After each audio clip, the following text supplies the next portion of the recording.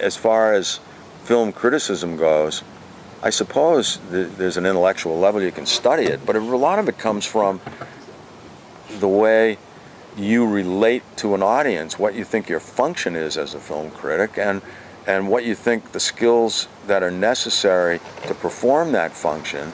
And then you work backwards from that on what can I study or read or think about that will hone those skills.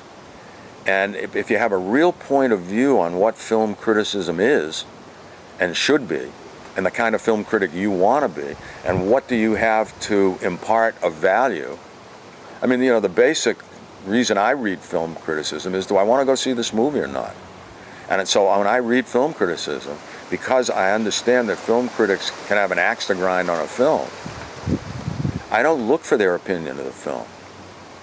I don't care about that, you know. I lived with someone who was a critic. She was a food critic. She didn't know what she was talking about, you know. But she got the gig, you know. So when I read film criticism, I'm looking for what I want to know about the film to decide whether or not I want to go see it, you know. I read between the lines as much as I read the lines of film criticism.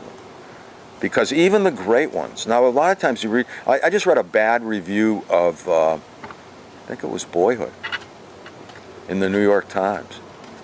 Was it? Yeah, I mean, and now I know some pretty discerning people who love that movie. But, what's his name, Denby?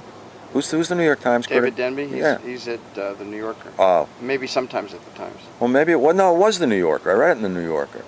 But he decided to take a left field. I don't think the movie's good approach. I think the movie fails. And that's okay. But that's why I don't depend on critics to tell me whether I should want to see a film. Tell me enough so I can know that I do or don't want to see the film. And by the way, if you can throw in some things that will enrich my experience by giving me a kind of a point of view to watch the film with, that's really nice. I really appreciate that.